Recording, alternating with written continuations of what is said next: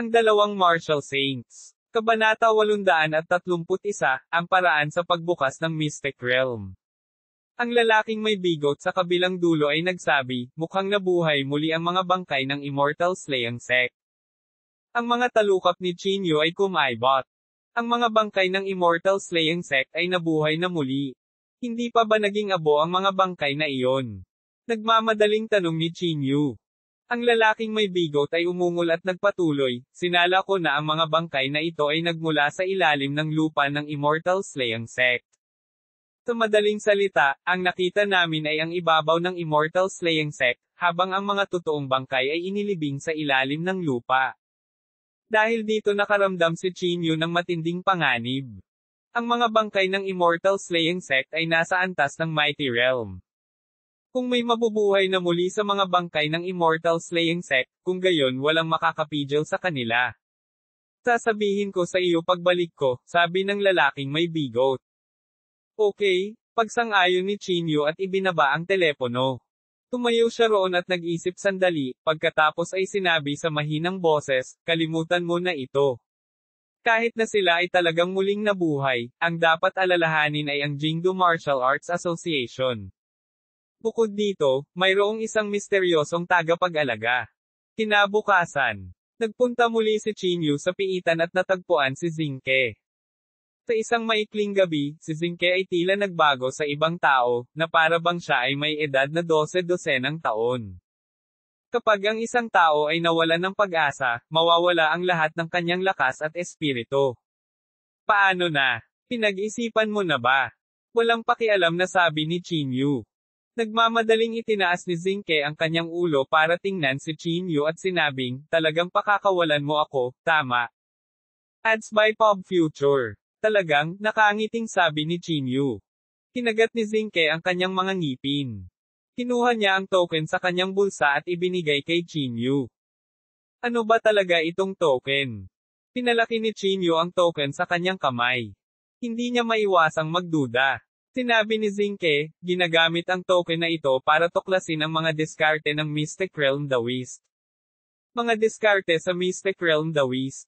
Si Chinyu ay sinenyasan si Zinke na magpatuloy. Ang Mystic Realms ay mga maliliit na mundo na nilikha ng mga powerhouse ng Mighty Realm, ngunit ang kanilang asensya ay nakasalalay pa rin sa mundong ito. Sa madaling salita, ang kanilang pinagkakatiwalaan ay ang lumikha ng isang bagong landas sa kanilang Dao techniques upang buksan ang isa pang mundo. Hinawakan ni Chinyu ang kanyang baba at sinabing, sa madaling salita, ang Mystic Realm na ito ay talagang hinabi mula sa komplikadong Dao techniques. Matalino. Tumango si Zinke. Ang token na ito ay upang maunawaan ang komplikadong Dao technique na ito. Basta naiintindihan natin ang Dao technique, magagamit natin ang Dao technique para makahanap ng paraan para mabuksan ito. Sinabi ni Chinyu sa malalim na boses, kung gayon, huwag mag-aksaya ng oras. Turuan mo ako dali. Umiling si Zinke at sinabing, mayroong libu-libong Dao techniques, at ang Dao techniques na ginamit upang lumikha ng Mystic Realm ay natural na hindi mabilang at sobrang komplikado. Imposibleng matutunan mo ito sa maikling panahon. Sa madaling salita, ang paraan na ginagamit namin ay buksan ang Mystic Realm sa iba't ibang paraan. Kailangan mong matutunan ang mga paraan ng paisa-isa, gamitin ang token para mahanap ang Dao techniques, at pagkatapos ay gamitin ang mga kaukulang paraan para buksan ang Mystic Realm. Mayroon kaming propesyonal na termino para sa paraang ito, at ito ay tinatawag na sikretong susi. Bagamat hindi malinaw ang paglalarawan ni Zinke, naiintindihan pa rin ni Chinyu ang pangkalahatang ideya. Katulad ng susi ng pinto, kailangang hanapin ng isa ang Dao technique para i-set up ang Mystic Realm, at gamitin ang susi para buksan ito. Ilan ang mga lihim na susi? Tanong ni Chinyu. Ads by Pop Future. Sinabi ni Zinke, hindi mabilang. Kinokontrol ko ang tungkol sa 3,600 na uri. Sinasabi na ang pinakamakapangyarihang Mystic Realm Master sa mundo ay kumokontrol sa 108,000 uri. Napakalaki ng gap. Hindi mapigilan ni Chinyu na sumimangot. Ang mga salitang ito ay labis na ikinalungkot ni Zinke. Malamig siyang ngumuso at sinabing, huwag mong maliitin ang 3,600 na uri na ito. Ang 3,600 uri na ito ay sapat na upang harapin ang karamihan sa mga mystic realms. Tumango si Chinyu at sinabing, kung gayon, gaano ka katagal nag-aral? Iniunat ni Zinke ang 3 daliri at sinabing, buong 30 taon. Hindi mapigilan ni Chinyu na mapabuntong hininga. Kailangan ng 30 taon para makabisado ang 3,600 uri. Puno ng pagkabigla ang mukha ni Chinyu. Tumango si Zinke at sinabing, tama. Ang pag-aaral ng sikretong susi ay hindi magagawa sa isang gabi. Ito ay isang mabagal na proseso. Matuto ng isang sikretong susi ngayon, at matuto ng 5 bukas. Dahan daw ang isalansan ang mga ito. Inilibot ni Chinyu ang kanyang mga mata. Tumingin siya kay Zinke ng may kainahinala at sinabing, sinasadya mo bang magpalipas ng oras para mabuhay? Saglit na natigilan si Zinke, pagkatapos ay ngumuso siya at sinabing, talagang may ganoong dahilan, ngunit kahit na mayroon kang pambihirang talento, kakailanganin mo ng hindi bababa sa 5 o kahit 10 taon para matutunan ito. Wala akong ganoon karaming oras. Mayroon bang anumang mahirap na paraan upang direktang buksan ang Mystic Realm? Tanong ni Chinyu. Umiling si Zinke at sinabing, hindi, sinabi ko na magagamit ko lang ang token para hanapin ang sekretong susi na naaayon sa pamamaraan ng The Whist at pagkatapos ay gamitin ang sekretong susi para buksan ang Mystic Realm. Ang tinatawag na secret key na ito ay isang string ng spells, tama ba? Tanong ni Chinyu. Tama iyan. Tumango si Zinke. Siyempre, kung ikaw ay sapat na malakas, maaari mong natural na gumamit ng malupit na puwersa para buksan ang Mystic Realm, sabi ni Zinke na may mahinang ngiti. Kumunat ang noo ni Chinyu at sinabing, huwag kang magsalita ng ganyang kalokohan. Ads by Pop Future. Pinalaki niya si Zinke at sinabing, ibig sabihin, kailangan kitang isama at dahan-daang alamin ang iyong sekretong susi, di ba? Oo. Tumango si Zinke. Napatingin si Chinyu kay Zinke. Mukhang hindi nagsisinungaling ang batang ito. Sa kasong ito, hindi magiging ganoon kadali para kay Chinyu na patayin si Zinke. Hindi kayang sayangin ni Chinyu ang 5 taon para malaman ang sikretong susi. Mukhang mananatili ka lang sa tabi ko, sabi ni Chinyu sa mahinang boses. Sa pag-iisip nito, itinaas ni Chinyu ang kanyang daliri at naglagay ng marka sa pagitan ng mga kilay ni Zinke. Hayaan mong sabihin ko sa iyo, kaya kung iligtas ang iyong buhay, ngunit kailangan mong magtrabaho para sa akin, malamig na sabi ni Chinyu. Okay. Sumang-ayon si Zinke nang hindi nag-iisip. Kung maglakas loob kang ipagkanulo ako, sisirain kita. Sarkastikong sinabi ni Zinke, natatakot ako na hindi ako makabalik sa pamilyang Hong ngayon. Hindi na nagsalita si Chinyu. Hinailan niya si Zinke palabas ng piitan. Pumunta ka at maghugas ka. Samahan mo ako sa Qing City mamaya, sabi ni Chinyu. Matapos maligo si Zinke, naghanda si Chinyu ng isa pang set ng damit para sa kanya. Pagkatapos ng lahat ng paghahanda, nagpaalam si Chinyu sa Pavilion Master, pagkatapos ay kinuha si Zinke at dumiretso sa Qing City. Pagkatapos ng ilang biyahe, sa wakas ay dumating sina Chinyu at Zinke sa Qing City. Hinahanap mo ang Mystic Realm ng Hongyi Sect, tama ba? Tanong ni Zinke. Tumango si Chinyu at nginisyan. Paulit-ulit akong binubuli ng Hongyi Sect. Ngayon, talagang binabalak nila ang asawa ko. Iniisip ba talaga nila na pushover ako? Walang sinabi si Zinke. Sumandal siya sa sasakyan at bahagyang pumikit. Dumating sila sa paligid ng Mystic Realm. Sa sandaling bumaba silang dalawa sa kotse, nakilala ni Chinyu ang isang pamilyar na tao. Ang taong ito ay walang iba kundi si Su Chen, na nag-imbite sa kanya dati. Chinyu. Nang makita si Chinyu, nagkusa si Su Chen na lumapit at batiin siya. Pinaikit ni Chinyu ang kanyang mga mata at biglang inabot ang kanyang kamay, hinawakan ng makatarungang leeg ni Su Chen. Kabanata 832, nandito ako para pumatay ng tao. Agad na binuhat ng malaking puwersa si Su Chen. Pulang-pula ang mukha ni Su Chen habang walang tigil na nagpupumiglas. Puno ng sakit at takot ang mga mata niya. Naglakas loob ka pa bang magpakita sa harapan ko? Pinaikit ni Chinyu ang kanyang mga mata at malamig na sinabi. Nahihirapang sinabi ni Su Chen, ako, hindi ko maintindihan. Ano ang sinasabi mo? Hindi mo maintindihan. Bilang miyembro ng Hongyi sect, paano mo hindi maintindihan? Malamig na sabi ni Chinyu. Patuloy na tinatapik ni Su Chen ang braso ni Chinyu at sinabing nasasaktan, ako, hindi ko talaga maintindihan. Nakita ni Chinyu na parang hindi siya nagsisinungaling, kaya binitawan niya ang kamay niya. Si Su Chen, na nakahinga muli, ay desperadong lumanghap ng sariwang hangin. Tumingin siya kay Chinyu at sinabing, ano ba talaga ang ibig mong sabihin? Nagplano ang Hongyi sect laban sa akin. Sigurado ka bang hindi mo alam? Kumunat ang noo ni Chinyu at nagtanong. Nagplano laban sa iyo. Hindi ka ba nila tinulungan na ilabas siya? Naguguluhan na tanong ni Su Chen.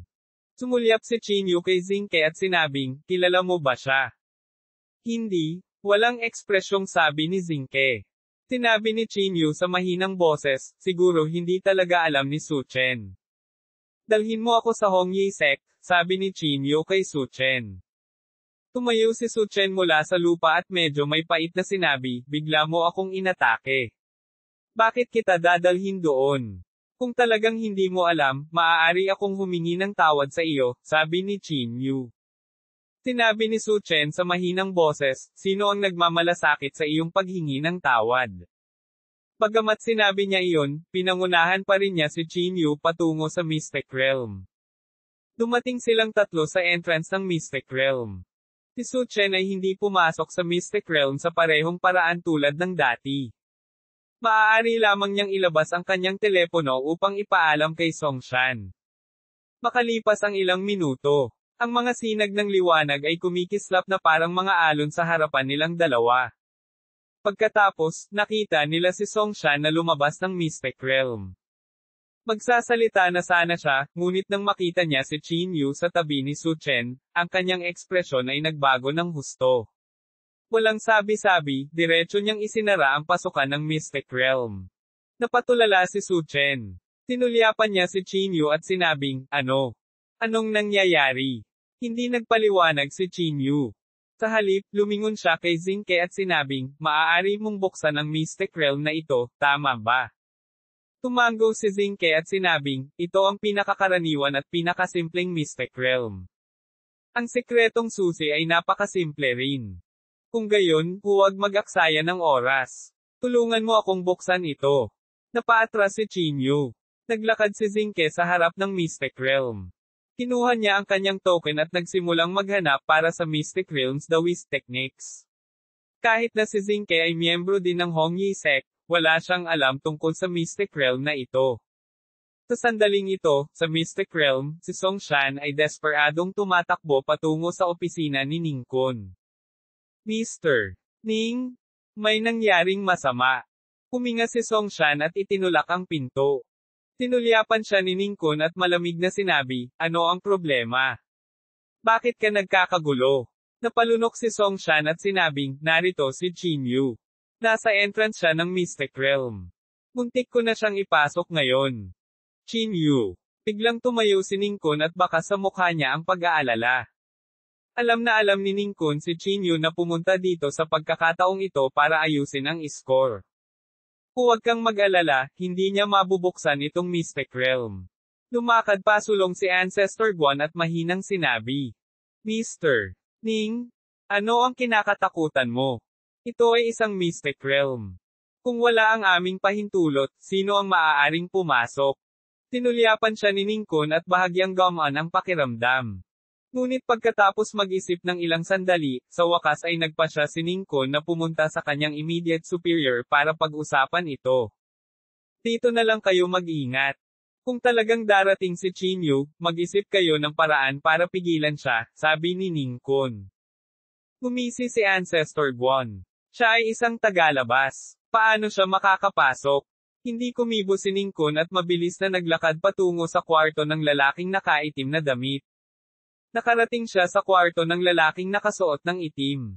Sa sandaling bumukas ang pinto, sabik na sinabi ni Ningkun, hinanap tayo ni Chinyu.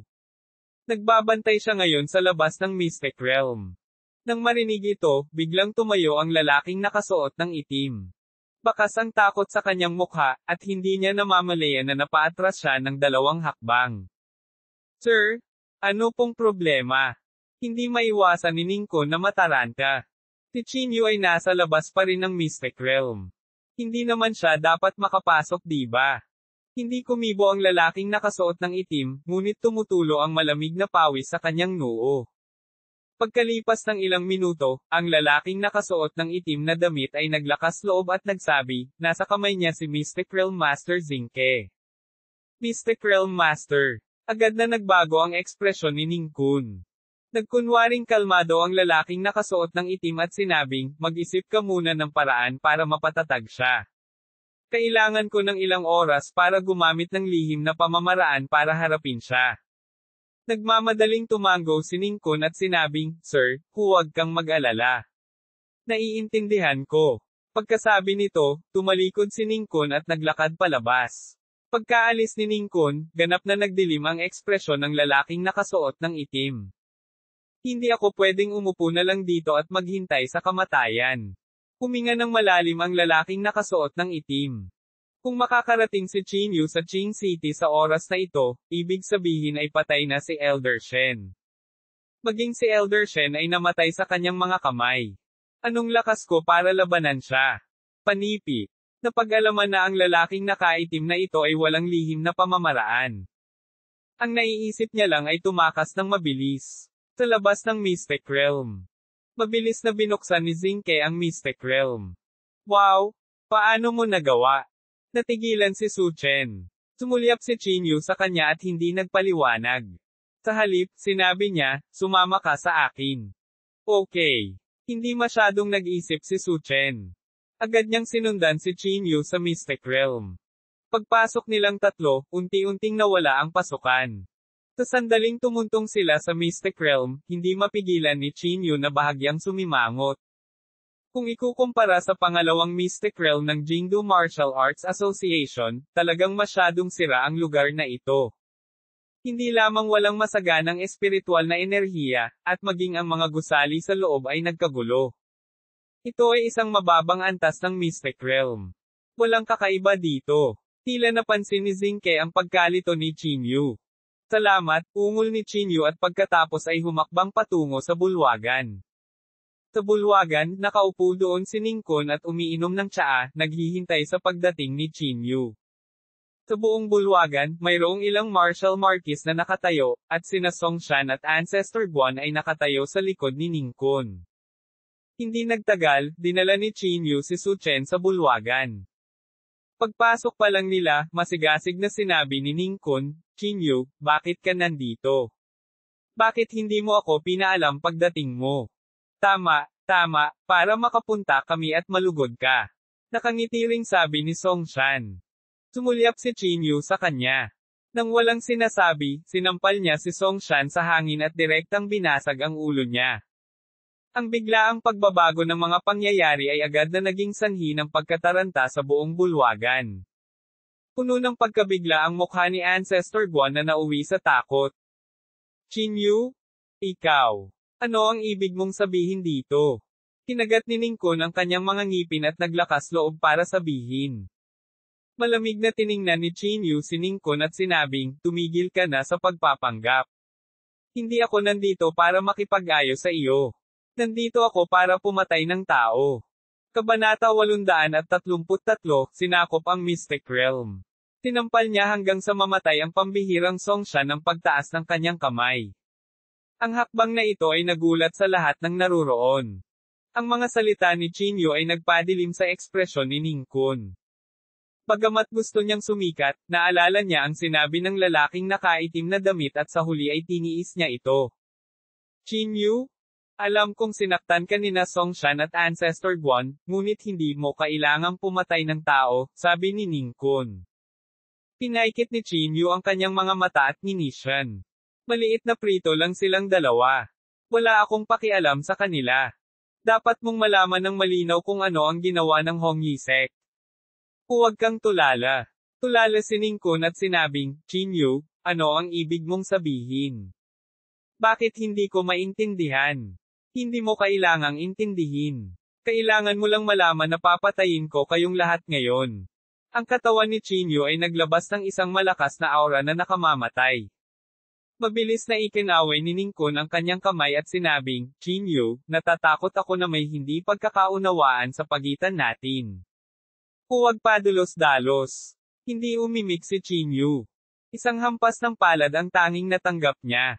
Isang malakas na putok agad ang sumabog sa bulwagan. Ang alikabok ay tumaas at ang mga durog na bato ay lumipad kung saan-saan. Si Ningkun ay nagmamadaling umatras sa gilid. Pinandilatan niya si Chinyu at sumigaw, Chinyu, huwag kang masyadong lumayo. Huwag mong isipin na takot talaga ako kay To. Gumisi si Chinyu at sinabing, masyado ka. Naisip mo na ba ito noong nagplano ka laban sa akin? Kinagat ni Ningkun ang kanyang mga ngipin at agad na sumigaw, sabay-sabay tayong umatake at patayin si Chinyu. Sa isang iglap, lahat ay lumabas. Sa buong Mystic Realm, kabuoang 8 Martial Marquises ang tumalon. Ang mga Martial Marquises na ito ay may pambihirang lakas, at ang kanilang koordinasyon ay walang putol. Chinyu? Tama ka. Hindi ka kailanman tinatrato ng Hong Yisek bilang partner. Ang layunin namin ay makuha si Yan Rozo. Si Ningkun ay sumuko na lamang sa pagkukunwari at nginisyan. Sumigaw pa nga si Ancestor Guan, noong ginamit mo ang pangalan ko para manggulo sa lahat ng dako, naisip mo ba kung papayag ba ako o hindi? Pinagtawanan ni Chinyu, gamitin ang iyong pangalan. Mataas talaga ang tingin mo sa sarili mo. Hindi na kailangang sabihin pa. Sabay tayong lumusab at patayin siya. Malamig na sabi ni Ningkun. Sa sandaling ito, ang figure ni Chinyu ay biglang lumutang sa hangin. Napatingin siya sa lahat ng naruroon at ngumisi. 8 pang golden core. Mayabang. Ang mga salitang ito ay nagpagalit sa lahat. Ang grupo ng mga tao ay agad na nakontrol ang kanilang mga spell at sumugod patungo kay Chinyu. Samantala, si Chinyu, na nasa himpapawid, ay pinagdikit ang kanyang mga palad at bamulong. Nang makita ang eksenang ito, hindi napigilan ni Ningkun ang tumawa ng malakas. Ano, ngayon alam mo na ang takot. Walang kwenta ang magmakaawa kay Buddha. Bakit hindi ka pumunta at magmakaawa sa akin sa halip? Habang si Ningkun ay tumatawa ng malakas, ang katawan ni Chinyu ay biglang naglabas ng mga sinag ng mapayapang gininto ang liwanag. Sa isang sulyap, mukha siyang kilalang monghe. Ha! Anong klaseng spell ito? Bahagyang kumunat ang noo ni Ningkun. Ang mapayapang aura na ito ay walang kahit katiting na puwersang nagpapapigil. Sa halip, nagparamdam ito sa mga tao ng matinding pananabik. Ito ay tiyak na dahil sa kadahilanang ito na hindi nila napansin ang kabagsikan ng spell na ito. Buzz! Itinaas ni Chinyu ang kanyang palad at mahinang hinampas ito pasulong. Libong kamay ng Diyos Buddha. Kasabay ng mahinang pag-ungol ni Chinyu, libu-libong gintong palad ang sumampal. Ang palad na iyon ay nagtataglay ng mapayapang aura, ngunit sa ilalim ng mapayapang aura na ito, mayroong isang napakalakas na layunin ng pagpatay. Ay hindi. Si Ancestor Guan ang unang nakadama na may mali. Dali-dali niyang hinugot ang kanyang mahabang espada at biglang nilaslas patungo sa palad na humahampas sa kanya. Gayunpaman, ang palad na ito ay direktang tumusok sa mahabang espada ni Ancestor Guan at tumama ng malakas sa dibdib ni Ancestor Guan. Agad na lumubog ang dibdib ni Ancestor Guan, at lumitaw ang hugis ng palad sa kanyang dibdib. Si Ancestor Guan ay biglang nagluwa ng isang subo ng dugo. Pagkatapos, napaatras siya ng ilang hakbang, at talagang sumabog ang dibdib niya. Hindi lang si Ancestor Guan. Wala sa mga Martial Marquises na naruroon ang makalaban dito. Ang libong mga kamay ng Diyos Buddha na ito ay isang lugar of effect na pag-atake, at ang makapal na mga palad ay naging imposibleng makaiwas. Sa loob lamang ng kalahating minuto, ang 8 dibdib ng Martial Marquises na ito ay nagkapira-piraso, at nahulog sila sa lupa, hindi na makabangon. Tumingin si Chinyu sa sariling palad at sinabi sa mahinang boses, tulad ng inaasahan sa isang Buddhist technique. Nakakatakot ang kapangyarihan nito. Si Ningkun, na nasa hindi kalayuan, ay nagpapanik na. Noong una ay inakala niya na lahat ay makakalaban sa loob ng ilang panahon, ngunit sa hindi inaasahang pagkakataon, lahat sila ay napatay sa pamamagitan ng hampas ng palad ni Chinyu. Damn it! Kinagat ni Ningkon ang kanyang mga ngipin. Tinamantala niya ang pagkakataon at tumakas. Hindi nagmamadali si Chinyu na habulin sila. Sa halip, lumakad siya sa harap ng mga katawan ng 8 martial marquises at hinukay ang mga golden core sa kanilang mga katawan. Si Su Chen, na nakatayo sa gilid, ay mukhang namutla. Tinakpan niya ng marahan ang bibig, puno ng gulat ang mukha. Napatingin si Chinyu kay Su Chen at sinabing, natatakot ka ba? Ibinuko ni Su Chen ang kanyang bibig ngunit saglit na hindi makapagsalita. Malamig na sinabi ni Chinyu, mas mabuting huwag kang makisali sa ganitong uri ng organisasyon. Intindihin. Tulala na tumango si Su Chen. Paano niya nagagawang magsabi ng kahit ano sa oras na ito? Sa kabilang side, si Ningkon ay desperadong nagmamadali patungo sa silid ng lalaking nakasuot ng itim. Sir, hindi na tayo makakatagal. Si Ningkon ay tumatakbong galit na galit habang siya ay tumatakbo. Marahas siyang sumugod sa pintuan ng silid at sumigaw, Sir, Chinyu, siya. Pero bago pa siya makatapos ay natigilan siya. Sa silid na ito, nasaan ang figure ng lalaking nakaitim na damit. Pagtingin sa bakanteng silid, agad na namutla si Ningkon, na parang may napagtanto. Nang pinangunahan mo ang mga tao na lumaban ng desperadong, sinamantala ng iyong superior ang oras na ito para lumabas. How ridiculous! Sa sandaling ito, ang boses ni Chinyu ay nagmula sa likuran. Sa sobrang takot ni Ningkon ay napaupo siya sa lupa. Kinagat niya ang kanyang mga ngipin at agad na lumuhad sa harap ni Chinyu. Desperado siyang nagsumamo, Chinyu. Alam kong malaki ang ambisyon mo at determinado kang alisin ang Jingdu Martial Arts Association. Sa ngayon, ikaw ay nasa gitna ng pagkuha ng mga tao. Ako, si Ningkon, ay maaaring hindi sabihin na mayroon akong mahusay na mga kakayahan, ngunit ako ay nasa Hongyi sect sa loob ng maraming taon at may malakas na koneksyon. Hanggat iligtas mo ako, si Ningkon, ay handang maging alipin mo at gagawin ang lahat para sa iyo. Sa pagtingin kay Ningkon, nabaliw na nagpapahayag ng kanyang katapatan, napangiti si Chinyu at sinabing, alam mo ba kung ano ang iyong pinakamalaking kahalagahan sa akin? Biglang itinaas ni Ningkon ang kanyang ulo at sinabing, ano? Itinuro ni Chinyu ang lokasyon ng dantian ni Ningkon at ngumisi. Ito ang golden core sa iyong katawan. Bago niya natapos ang kanyang pangungusap, kinuyam ni Chinyu ang kanyang mga daliri, at ang kanyang gintong kamao ay papalapit na sa ulo ni Ningkon. Naramdaman na lamang ni Ningkon na ang gintong kulay sa kanyang harapan ay patuloy na lumaki, at sa sumunod na segundo, nawalan siya ng malay. Matapos patayin si Ningkon, ang Mystic Realm na ito ay opisyal na sa kanya. Sa wakas, nakakuha na ako ng Mystic Realm. Nagpakawala ng mahabang buntong hininga si Chinyu. Bagamat ang Mystic Realm na ito ay walang maraming mapagkukunan, ito ay isang mahusay na lugar upang itago at pasukin. Magandang umaga mga idol. Gusto ko lang sabihin na, mag-upload ako ng 3 video kada araw. Isa sa public at 2 sa members only. Yung sa members only na videos mga idol.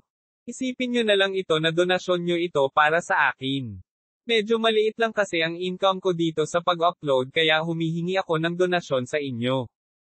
Pero hindi naman sa namimilit ako mga idol. Kunting tulong lang, kasi kailangan ko ng fee. Era ngayon pang bayad sa tuition fee. Pasensya na mga idol at maraming salamat sa magbibigay ng tulong bilang donasyon sa ating channel. Members only videos ay nagkakahalaga ng 200 pesos para sa isang buwan na subscription.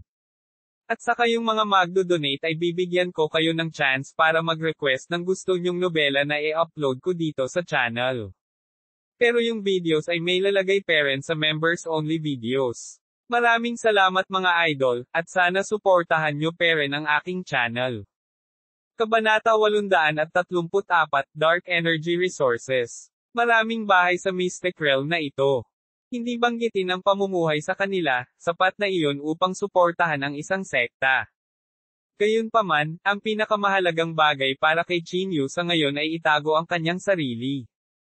Kaya naman nasiyahan na lamang siya matapos niyang linisin ang lugar na ito. Si Mystic Realm na ito, hindi ko kailangang mag-alala ng sobra kahit na mawala ang kapangyarihan ng martial saint ko, naisip ni Chinyu sa kanyang sarili. Kahit na sinabi niya iyon, naunawaan ni Chinyu na kailangan niyang dagdagan ang kanyang lakas sa lalong madaling panahon. Ang kapangyarihang nagmula sa iba ay hindi praktikal. Sa ibabaw, ang lahat ay tila mapayapa. Gayunpaman, malinaw na alam ni Chinyu na may hindi mabilang na mga kaaway na nakatago sa dilim. Halimbawa, si Gu Xinghe, ang Hongyi sect, at ang ama at anak ng pamilya Luo mula sa Pavilion of Heavenly Secrets. Ang dahilan kung bakit hindi sila kumibo ay dahil sa takot sa kapangyarihan ng martial saint sa kanyang katawan. Pagkatapos mag-ayos, tumingin si Chinyu kay Zinke. Paano ako papasok sa Mystic Realm na ito sa hinaharap? Tanong ni Chinyu. Sinabi ni Zinke sa mahinang boses, kung gusto kong pumasok sa Mystic Realm na ito, makakaasa lang ako sa Secret Key. Sumimangot si Chinyu at sinabing, sikretong susi lang. Wala na bang ibang paraan? Tulad ng paggawa ng isang token. Hindi, maaari lang tayong umasa sa sikretong susi. Umiling si Zinke. Nag-aalalang sinabi ni Chinyu, kung gayon, hindi ba may panganib na malik ang sikretong susi na ito? Tama na yan. Sa makatuwid, ang sikretong susi na ito ay hindi madaling sabihin sa iba. Tumango si Zinke. Biglang natauhan si Chinyu. Hindi nakakagulat na kakaunti ang mga tao na maaaring pumasok sa iba't ibang mystic realms. Mga ad ng pop future. Pagkatapos, ipinasa ni Zinke ang sikretong susi kay Chinyu. Gamit ang sikretong susi na ito, malayang makapasok at makalabas si Chinyu sa Mystic Realm. Naglakad silang tatlo palabas ng Mystic Realm. Sumulyap si Chinyu kay Su Chen at sinabing, ano ang iyong mga plano? Umiling si Su Chen at sinabing, hindi ko rin alam. Sumagot si Chinyu ng, at hindi pinansin si Su Chen. Siya nga pala, Zinke, maaari mo bang baguhin ang sikretong susi ng Mystic Realm na ito? Biglang may naisip si Chinyu. Hindi mapigilan ni Zinke na mapangiti ng mapait. Kung kaya kong baguhin ang sikretong susi, maaari akong lumikha ng sarili mong Mystic Realm. Totoo iyon. Tumango si Chinyu. Dito ka muna. Aalis ako saglit. Pinalak ni Chinyu na hanapin ang lalaking may bigot. Ang unang dahilan ay upang makita kung ano ang nangyari sa Immortal Slaying Sect. Ang pangalawang dahilan ay ang lalaking may bigot ay naglakbay ng malawakan at marami nang nakita. Pinalak ni Chinyu na umasa sa lalaking may bigot upang maipan ang mga halamang gamot at mapagkukunang kailangan para makalusot. Ramdam niya ang pagkawala ng kapangyarihan ng martial saint sa kanyang katawan. Sa bilis na ito, ang kapangyarihan ng martial saint ay maaari lamang tumagal ng 1 linggo ng higit pa. Kinailangan ni Chinyu na mag-ipon ng sapat na mapagkukunan upang makalusot bago mawala ang kapangyarihan ng martial saint. Pagkaalis ng Qing City, tinawagan ni Chinyu ang lalaking may bigot. Sa kanilang pag-uusap, nalaman nilang ang lalaking may bigot ay nasa Immortal Slaying Sect pa rin. Sa sandaling ito, nagse-set up siya ng isang formation. Hindi nag-aksaya ng oras si Chinyu at agad na sumugod sa Immortal Slaying Sect. Sa gabi, sa wakas ay dumating si Chinyu malapit sa Immortal Slaying Sect. Sa oras na ito, ang lalaking may bigot ay naghihintay na kay Chinyu sa pampang. Itinuro ng lalaking may bigot ang siksik at hindi regular na mga bakas ng paa sa lupa at sinabi sa malalim na boses, nakita mo ba ito? Nang makita ang eksenang ito, hindi mapigilan ni Chinyu na sumimangot. Yumuko siya at pinagmasdan ng mabuti ang mga makakapal na bakas ng paa sa lupa. Marami sa mga yapot na ito ay nasa sirang estado. Ito ay sapat na upang patunayan na ang mga bakas ng paa ay hindi nagmula sa isang normal na tao, ngunit mula sa isang sirang bangkay. Mula sa mga yapot na ito, mahihinuhan natin na hindi bababa sa 12 ng mga bangkay ang nabuhay na mag-uli, sabi ng lalaking may bigot sa malalim na boses. Ang ekspresyon ni Chinyu ay hindi maiwasang maging medyo pangit. Huminga siya ng malalim at sinabi, ang mga bangkay na ito ay nasa Mighty Realm. Kung may taong sadyang gumamit ng mga ito, tiyak na magiging kapahamakan. Manam. Tumango ang lalaking may bigot. Bagaman ang mga bangkay na ito ay hindi maikukumpara sa dalawa sa iyong mga kamay, tiyak na hindi sila maaaring ihambing ng isang ordinaryong martial artist. Sumimangot si Chinyu at nagtanong, sino ang kumokontrol sa mga bangkay na ito? Hindi ko alam. Umiling ang lalaking may bigot. Ngunit ang mapapatunayan ay ang taong makakakontrol sa mga bangkay na ito ay tiyak na hindi simple, dahil ang ganitong uri ng spell ay matagal nang nawala. Kahit para sa akin, dalawa lang ang kaya kong buhayin, at kakailanganin din ito ng maraming oras at lakas. Dahil dito ay nabigla siya. Kahit ang Jingdo Martial Arts Association ay hindi makalaban sa kapangyarihang ito, tama ba? Pagkatapos, dinala ng lalaking may bigot si Chinyu sa ilalim ng dagat. Sa isang gilid ng gate ng Immortal Slaying Sect, isang pormasayon ang kumikislap. Hindi na nag-aksaya ng oras ang dalawa at agad na pumasok sa Immortal Slaying Sect. Pagkarating sa Immortal Slaying Sect, ang lalaking may bigot ay hindi napigil ang sabihin, Chinyu, ang teleportation formation na na-set up ko ay makikita sa isang sulyap. Kung dito ka magtatago, maya-maya ay matutuklasan ka. Gumisi si Chinyu at sinabing, syempre alam ko. Kung gayon bakit gusto mong mag-set up ako ng isang formation? Ang lalaking may bigot ay hindi napigil ang umungol. Tinulyapan siya ni Chinyu at sinabing, gusto kong hanapin nila ako. Pinaikit ng lalaking may bigot ang kanyang mga mata at sinabing, wala ka bang balak na magtago dito? Tama iyan. Tumango si Chinyu. Bago ako pumunta dito, ninakawan ko na ang isang mystic realm mula sa Hongyi sect. Biglang natauhan ang lalaking may bigot. Hindi itinuloy ni Chinyu ang paksang ito. Tumingin siya sa paligid at nakita ang sunod-sunod na hukay sa buong Immortal Slaying Sect. Ang buong Immortal Slaying Sect ay parang isang anarerong lupain, na ang lahat ng lupa ay lumiliko palabas. May nahanap ka ba dito? Tanong ni Chinyu. Umiling ang lalaking may bigot at sinabing, gusto kong maghanap ng kayamanan, ngunit sa kasamaang palad, wala akong nakita. Tumango si Chinyu. Hindi niya itinuloy ang topic. Sa halip, nagtanong siya, nga pala, alam mo ba kung saan kukuha ng divine medicine? O dark energy? Iginala ng lalaking may bigot ang kanyang mga mata at sinabing, banal na gamot. Kung may ganoong lugar, matagal na akong nakapunta doon. Hayaan mong sabihin ko sa iyo, ang divine medicine ay bahagi ng mga batas ng kalikasan. Hanggat bahagi ito ng mga batas, dapat mayroong batas. Para sa mga top grade na divine medicine na tumatagal ng 10,000 taon, ilang beses ito lilito sa isang cycle. Tapat na para makakuha ng isa. Napabuntong hininga si Chinyu. Habang tumataas ang kanyang lakas, ang mga kinakailangan ni Chinyu para sa mga halamang gamot ay tumataas din at mas mataas. Matagal nang nawala ang bisa ng mga ordinaryong halamang gamot. Gayunpaman, may alam akong ilang lugar tungkol sa dark energy na binanggit mo. Sa sandaling ito, iniba ng lalaking may bigot ang paksa. Nagmamadaling tiningnan ni Chinyu ang lalaking may bigot at sinenyasan siyang magpatuloy. Nagpatuloy ang lalaking may bigot, kakaunti lang ang mga tao sa mundo na maaaring magtanim ng dark energy.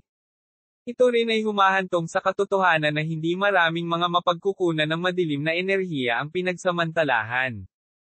Sa makatuwid, maaaring mas madaling makuha ang dark energy. Nagmamadaling sinabi ni Chinyu, nasaan na? Dalhin mo ako doon dali. Ang lalaking may bigot ay inilibot ang kanyang mga mata kay Chinyu at sinabing, bagaman mas madaling makuha ang dark energy resources kaysa espiritual na energy resources, hindi ito nangangahulugan na matatagpuan ang mga ito kahit saan. Kabanata 835, Larawan ng Tagapangalaga. Ang lalaking may bigot ay tumahimik at nagsabi, ang mga lugar na may malakas na madilim na enerhiya ay karaniwang mga larangan ng digmaan, ngunit ano ang pinakamalamang na lugar na lalabas sa mga larangan ng digmaan? Iyon ay natural na ang kayamanan na naiwan. Hanggat may kayamanan, tiyak na may aagaw nito. Magreresulta din ito sa mga mapagkukunan ng madilim na enerhiya na mababawasan sa isang tiyak na lawak. Medyo nag-aalalang sinabi ni Chinyu, huwag kang magsalita ng kalokohan. Magsalita ng simple. Ang lalaking may bigot ay sumulyap kay Chinyu at mahiwagang sinabi, may alam akong ilang malalaking larangan ng digmaan. Dahil masyadong malakas ang dark energy doon, naselyuhan na ito. Walang nang ahas na pumunta doon. Saan? Nagmamadaling tanong ni Chinyu. Umiling ang lalaking may bigot at sinabing, huwag mo nang isipin iyon. Kahit martial saints ay hindi makapunta sa ganoong lugar. Minsan daw may martial saint na nakapasok sa lugar na iyon. Sa huli, sa sandaling pumasok siya, naging abo siya. Hindi mapigilan ni Chinyu na mapabuntong hininga nang marinig niya ito. Ang kaunting pag-asa na kakabangon lang ay agad na nawala. Kahit isang martial saint naging abo sa isang iglap. Bahagyang kumunat ang noo ni Chinyu. Oo. Tumango ang lalaking may bigot. Bukod dito, dahil ang ilang malalaking larangan ng digmaan ay nasealed, ang mga partikular na lokasyon ay nawala din. Malungkot na sinabi ni Chinyu, hindi ba iyon isang pag-aaksaya ng oras? Ang lalaking may bigot ay nagbuka ng kanyang mga kamay at nagsabi, kung ang paglilinang ay ganoon ka-simple, kung gayon hindi ito magiging sulit. Kung saan, ang pinakakaunting mapagkukunan sa panahong ito ay ang espiritual na enerhiya. Karamihan sa mga mapagkukunan ay kinokontrol ng Jingdo Martial Arts Association. Ang natitirang mga mapagkukunan ay parang laman ng langaw, napakakaunti. Chinyu? Ang mga tunay na mapagkukunan ay nasa kamay pa rin ng iba't ibang mga aristokratikong pamilya. Sa sandaling ito, iniba ng lalaking may bigot ang paksa. Kung ako ang hinahanap mo, baka hanapin mo rin iyong mga nangungunang aristokratikong pamilya. Tiyak na mas alam nila kaysa sa akin. Napaungol si Chinyu. Tumingin siya sa lalaking may bigot at sinabi sa mahinang boses, kung ganoon, kailangan pa nating pumunta sa Jingdo. Ay hindi. Tumango naman bilang papuri ang lalaking may bigot. Pagkatapos, nagtanong si Chinyu, saan mo susunod na planong pumunta? Kasama ko. O kaya, hindi ako sasama sa iyo. Inilibot ng lalaking may bigot ang kanyang mga mata kay Chinyu. Mayroon kang mga kaaway sa lahat ng panig. Ayokong madamay ka. Inilibot ni Chinyu ang kanyang mga mata at sinabing, seryoso, ano ang iyong plano? Magpatuloy sa paglalakbay at isagawa ang aking mga gawaing arkeolohiko, nakangiting sabi ng lalaking may bigot. Tinapik ni Chinyu ang lalaki sa balikat ng bigot at sinabi, huwag mo akong kalimutan kung mayroon kang anumang mga benepisyo. Dark energy lang ang gusto ko, at sayo na ang iba. Okay. Ang lalaking may bigot ay hindi tumayo sa seremonya. Kailangan din niya ng isang malakas na manlalaban. Pagkatapos magpaalam sa lalaking may bigot, dumiretso si Chinyu sa Jingdo. Bagong taon na, at palamig ng palamig ang panahon. At sa Jingdo, nagkaroon ng pambihirang malakas na ulan ng nyebe.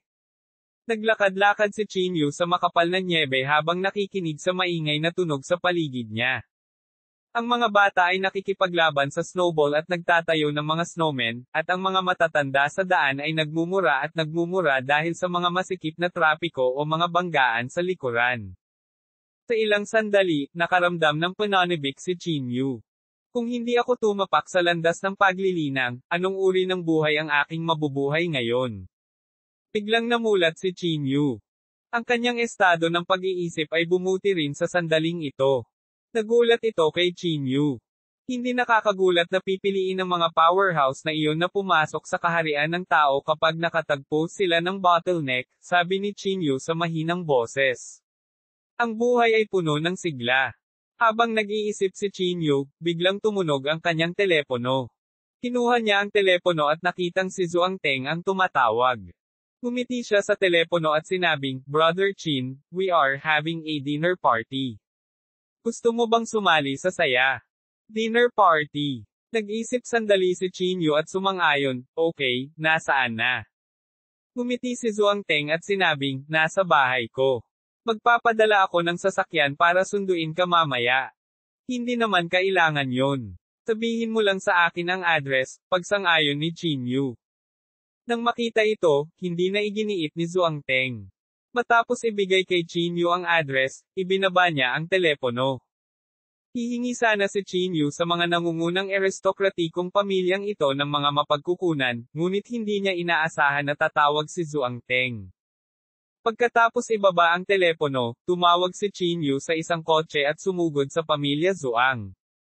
Sa oras na dumating si Chin Yu sa pamilya Zhuang, ang lugar ay puno na ng mga tao.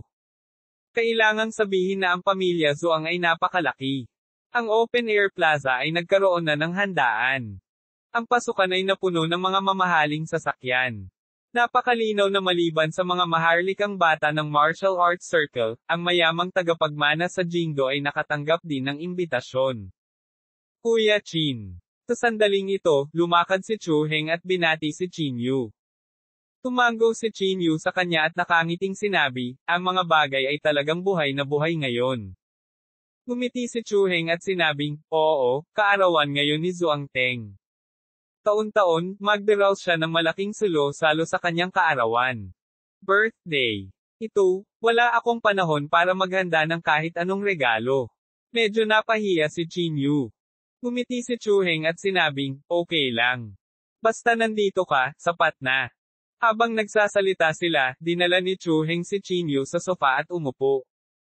Ang mga taong nakaupo dito ay halos lahat ng mga taong pamilyar kay Chin Yu.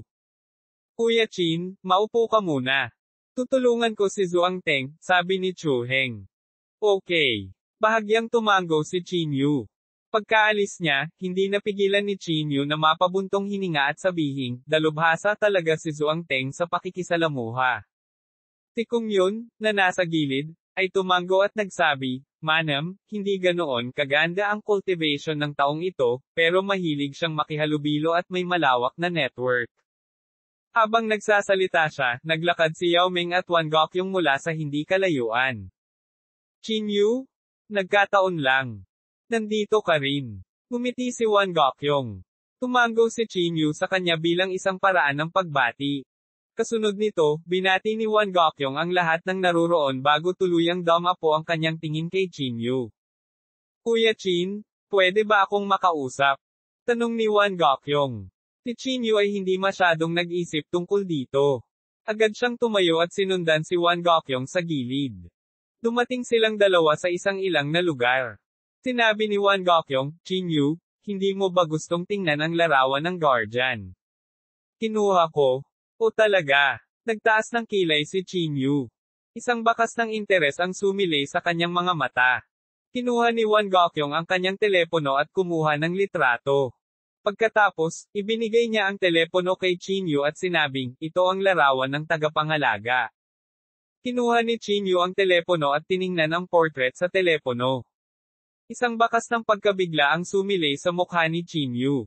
Kabanata 836, mga intensyon ni Wan Gokyong. Ang lalaki sa larawan ay may matangkad at tuwid na figure, at ang kanyang mahabang buhok ay kasing itim ng tinta. Kahit na ito ay isang portrait lamang, ito ay nagbigay ng isang labis na mapang-api na pakiramdam. Gayunpaman, ang ipinakita sa portrait ay isang back view.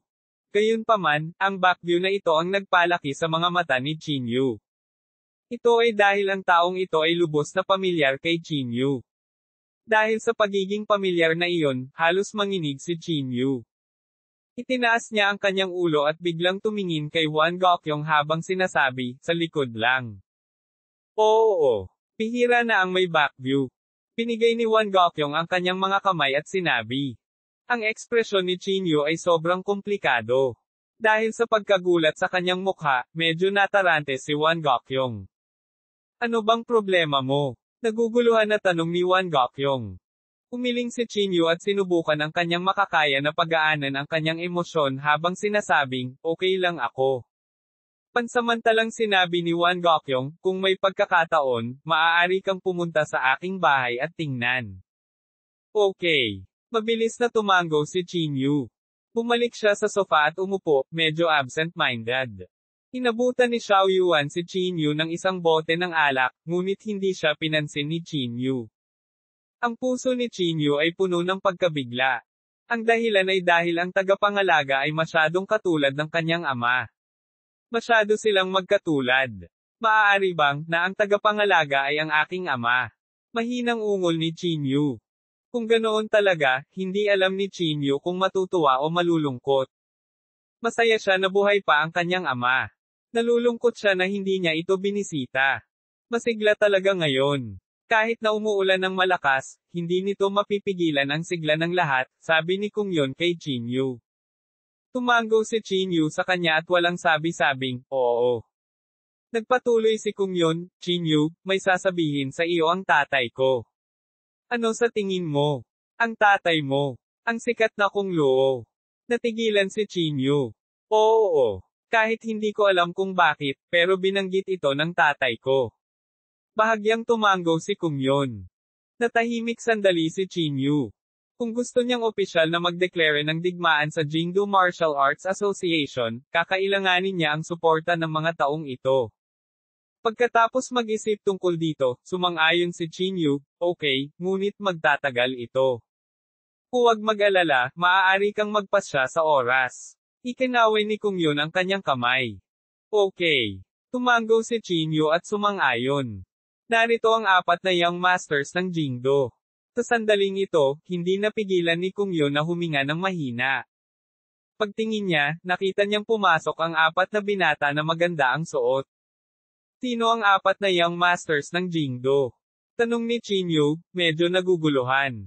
Ito ay isang pamagat na ibinigay ng grupo ng mga makasariling tagapagmana ng pangalawang henerasyon sa Jingdo, malamig na sabi ni Kung Yun. Tila labis na naiinis si Kung Yun sa pagbanggit sa 4 na Young Masters ng Jingdo. Napangiti si Chinyu at sinabing, bakit? Tinaktan ka ba nila dati? Hindi yon. Hindi ko lang matiis ang ugali nila, sabi ni Kung Yun. Itong mga taong ito ay hindi sineseryoso ang mga martial artist na tulad namin. Kung hindi dahil sa batas, matagal ko na silang pinatay. Napangiti si Chinyu nang walang magawa. Wala siyang pakialam sa mga taong ito, at hindi rin siya interesado. Hanggat hindi siya ginagalit ng mga ito, wala siyang pakialam sa iniisip ng mga ito. Habang dumarami ang mga taong dumarating, maraming martial artist din ang nagtipon sa mesa ni Chinyu. Ang lahat ay same time na nag-uusap, at karamihan sa mga talakayan ay may kaugnayan sa martial arts. Nakita ni Chinyu na tama na ang oras, kaya't sinabi niya, lahat, alam mo ba kung saan ka makakakuha ng nangungunang mga halamang gamot? O anong paraan? Nangungunang mga halamang gamot. Nagpatuloy si Yao Meng. Napabuntong hininga si Chinyu at sinabing, ang mas matanda ay mas mabuti.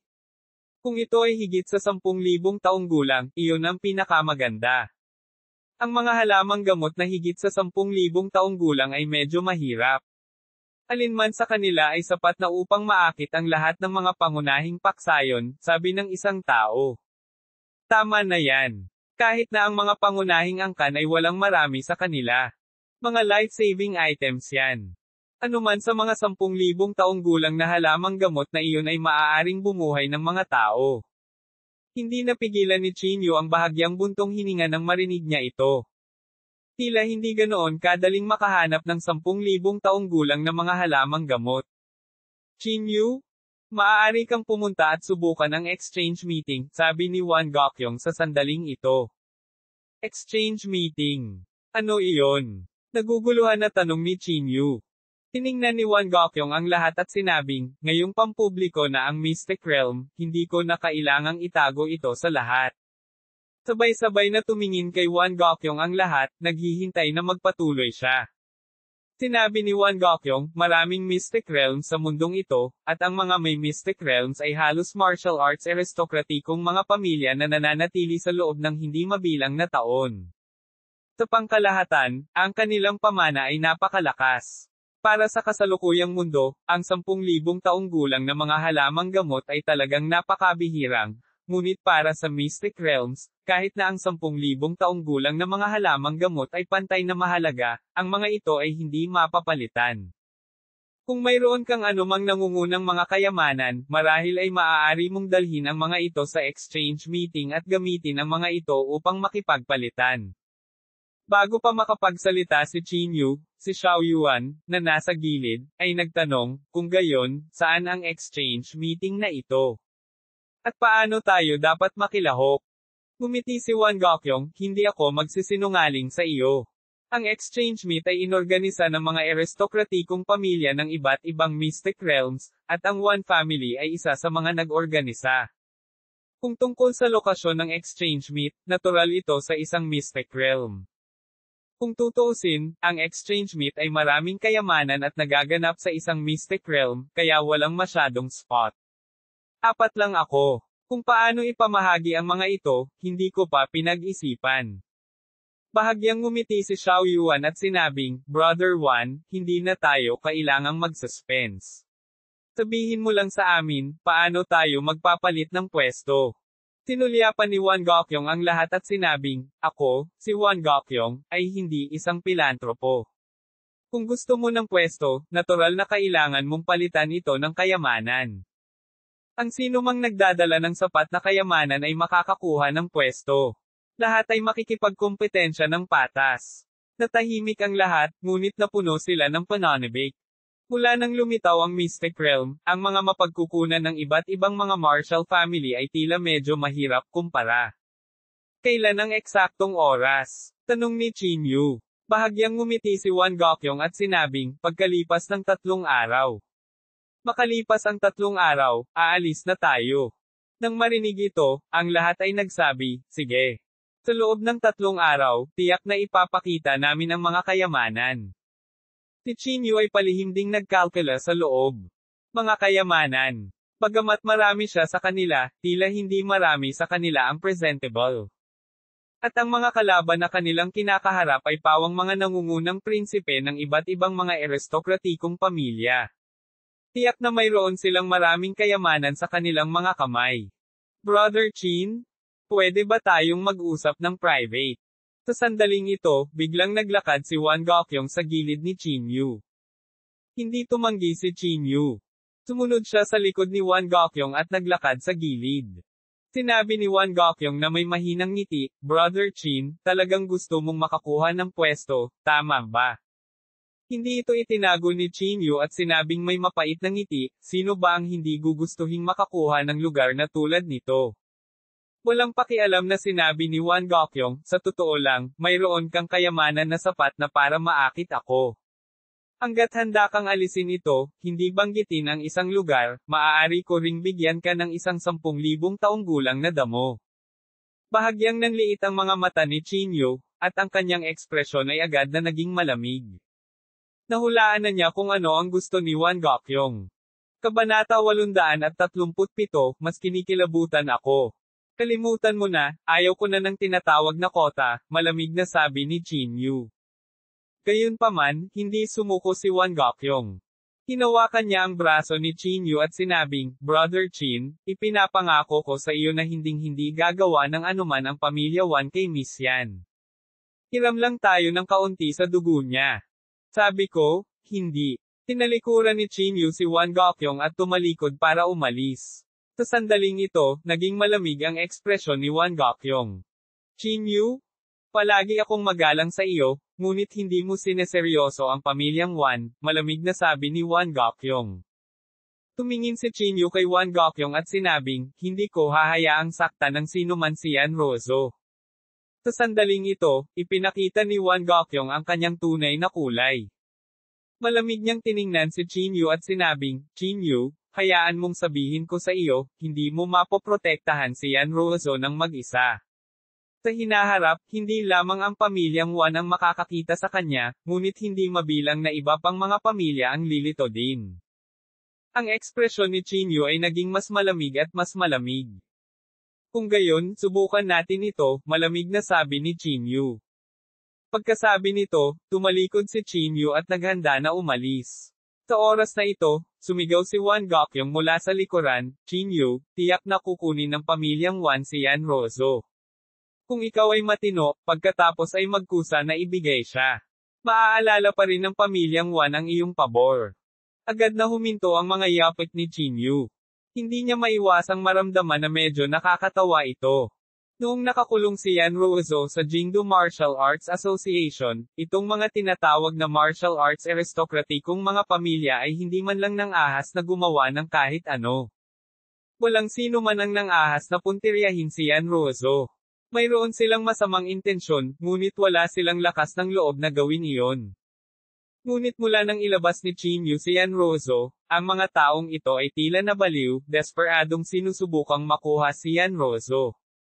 Ito ay simpleng katawa-tawa. Hindi ba obvious na binubuli nila ang mahihina at natatakot sa malalakas?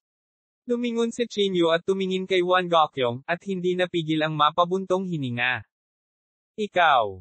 Sa tingin mo madali akong i-bully, di ba? Umiling si Chinyu. Bahagyang kumunot ang noo ni Won Gokyong at sinabing, ano ang ibig mong sabihin? Sinabi ni Chinyu sa malalim na boses, sa tingin mo, kung ikukumpara sa Jingdo Martial Arts Association, madali akong mabuli, tama ba? Hindi ka naglakas loob na pukawin ang Jingdo Martial Arts Association, ngunit naglakas loob kang pukawin ako, tama. Natigilan ang ekspresyon ni Won Gokyong, at pagkatapos ay tumawa siya ng malakas. Anong kalokohan ang pinagsasabi mo? Chinyu? Hindi ko ba nilinaw ang sarili ko ngayon? Yan Ruozo, ako. Bang! Hindi pa tapos magsalita si Won Gokyong nang binasag ng kamao ang bibig niya. Ang suntok na ito ay biglang dumating, at kahit si Won Gokyong ay walang oras na mag-react. Ang kanyang buong katawan ay pinalipad, at iniluwa niya ang isang molar sa kanyang bibig. Ang biglaang pagbabago ay agad na nakakuha ng atensyon ng hindi mabilang na mga tao. Sabay-sabay na napatingin ang lahat, puno ng gulat ang kanilang mga mata. Won Gokyong, masyado ba akong magalang sa iyo? Malamig na sabi ni Chinyu. Bumangon si Won Gokyong mula sa lupa. Pinunasan niya ang gilid ng kanyang bibig at galit na sinabi, Chinyu, naglakas loob ka bang talunin ako? Malamig na sinabi ni Chinyu, paano kung matalo kita? Habang nagsasalita siya, hakbang-hakbang si Chinyu patungo kay Won Gokyong. Ang nangingibabaw na aura mula sa kanyang katawan ay naging dahilan upang hindi maglakas loob na lapitan siya ng mga tao. Lahat ng walang malay ay gumawa ng paraan para sa kanya. Mr. Chin, anong ginagawa mo? Sa sandaling ito, nagmamadaling naglakad si Yao Ming at hinaranggan si Chinyu. Malamig na tiningnan ni Chinyu si Yao Ming at sinabing, kaibigan ka ni Ruozo, ngunit tinulungan mo ang isang tulad ni Won Gokyong na magplano laban sa kanya. Sumimangot si Yao Ming at sinabing, ano ang ibig mong sabihin? Tigilan mo na ang pagpapanggap. Hindi ako naniniwala na hindi mo alam na pinagnanasaan ni Won Gokyong ang bloodline ni Yan Ruozo, malamig na sabi ni Chinyu. Si Won Gokyong, na nasa hindi kalayuan, ay sumigaw, Chinyu. Hindi mo ba gustong sumali sa exchange meeting? Let me tell you, with me here, hindi ka makakapunta sa exchange meeting na ito. Kasabay nito, sasabihin ko rin sa iyo na tiyak na magkakaroon ng 10,000 taong gulang na halamang gamot sa exchange meeting na ito, at hindi lang isa. Ngunit hindi ka magkakaroon ng pagkakataon. Sa sandaling mawala ang kapangyarihan ng iyong martial saint, ito na ang oras na mamatay ka. Pinaikit ni Chinyu ang kanyang mga mata at sinabing, bago iyon, papatayin mo na kita. Pagkatapos niyang magsalita, humakbang si Chinyu patungo sa Won Gokyong. Tinubukan siyang pigilan ni Yao Ming, ngunit ang nakakatakot na tingin ni Chinyu ang nagpatigil sa kanya. Brother Chin, mangyaring bigyan ako ng mukha. Sa sandaling ito, mabilis na naglakad si Zhuang Teng. Malamig na sinabi ni Chinyu, ano, paprotektahan mo rin ba siya? Umiling si Zhuang Teng at sinabing, Brother Chin, mali ang pagkakaintindi mo. Mag-usap tayo in private. Tinala niya si Chinyu sa gilid at sinabi sa mahinang boses, Brother Chin, hindi ko siya tinutulungan. Kaya lang, hindi nababagay ang okasyon ngayon para kumilos. Itinuro ni Zhuang Teng ang mga tao at sinabing, sa mga taong ito, bukod sa mga martial artist, nariyan din ang mayamang ikalawang henerasyon ng Jingdo at ang mga inapo ng opisyal ng gobyerno. Kung lalaban ka dito, sinong magpoprotekta sa iyo? Bahagyang kumunot ang noo ni Chinyu. Mukhang may katuturan ang sinabi ni Zhuang Teng. Kung hindi sinasadyang makasakit siya ng ibang tao, malamang na ito ay isang mahirap na bagay ngayon. Brother Chin? Kahit anong sama ng loob mo, pag-uusapan natin ito mamaya. Tinapik ni Zhuang Teng ang balikat ni Chinyu. Huminga ng malalim si Chinyu. Pilit niyang pinigilan ang galit sa loob at sinabing, okay, I promise you. Bagamat sinabi niya iyon, naglakad pa rin si Chinyu patungo sa direksyon ng Won Gokyong. Brother Chin? Ikaw. Ibinuka ni Zhuang Teng ang kanyang bibig, hindi alam kung ano ang gagawin sandali. Napangiti si Chinyu at sinabing, huwag kang mag-alala, gusto ko lang magsabi ng ilang salita sa kanya. Pagkatapos, humakbang si Chinyu sa harap ni Wan Gokyong. Malamig siyang tumingin kay Wan Gokyong at sinabing, Wan Gokyong, may sasabihin ako sa iyo. Ang Jingdo Martial Arts Association ay hindi dapat ipagwalang bahala, at hindi rin ako dapat gawing trifle. Gagamitin ko ang aking mga aksyon para sabihin sa iyo na ang masaktan ako ay mas nakakatakot kaysa sa masaktan ng Jingdo Martial Arts Association. Nakatitig ang malamig na mga mata ni Chinyu kay Wan Gokyong. Nanlamig lang si Wan Gokyong sa kanyang likod. Saglit, talagang natakot siya sa titig na ito. Sa oras na mabawi niya ang kanyang sentido, naglakad na si Chinyu palayo. Pinunasan ni Wan Gokyong ang pawi sa kanyang noo at nagngangalit ang kanyang mga ngipin. Dapat makaisip ako ng paraan para patayin siya. Sa sandaling ito, nakaramdam ng takot si Wan Gokyong. Ang ganitong uri ng pagkabalisa ay labis na natakot kay Wan Gokyong. Naramdaman pa niya na kung hindi mamatay si Chinyu, tiyak na magdadala siya ng kapahamakan sa pamilyang Wan sa hinaharap.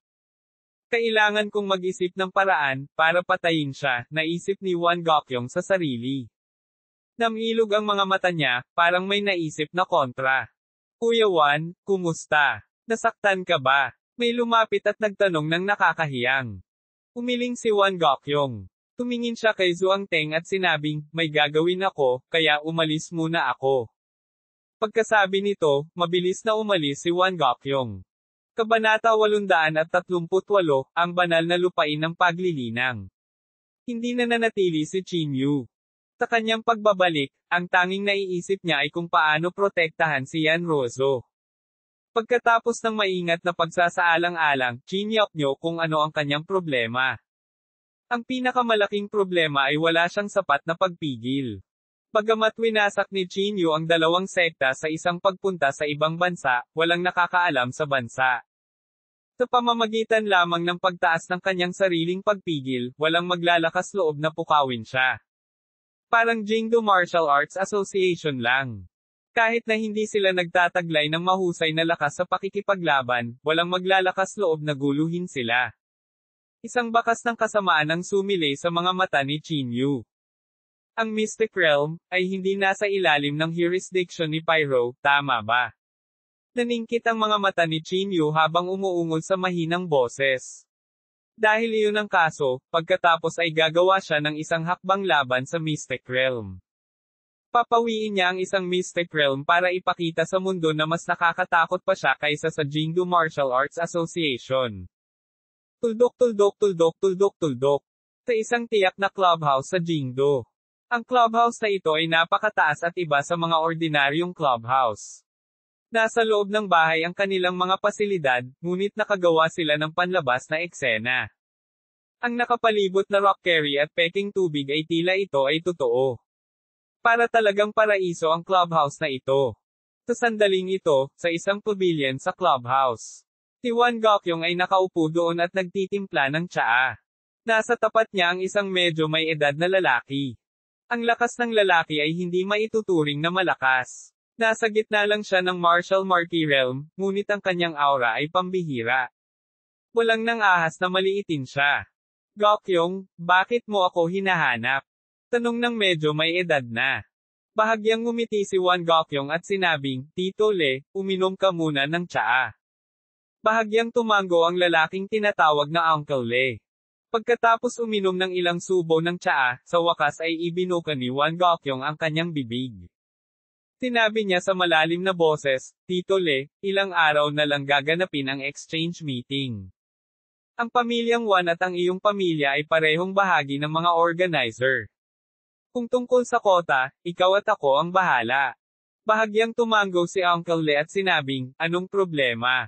Sinabi ni Wan Gokyong sa malalim na boses, gusto kong tulungan mo akong mag-imbite ng isang tao.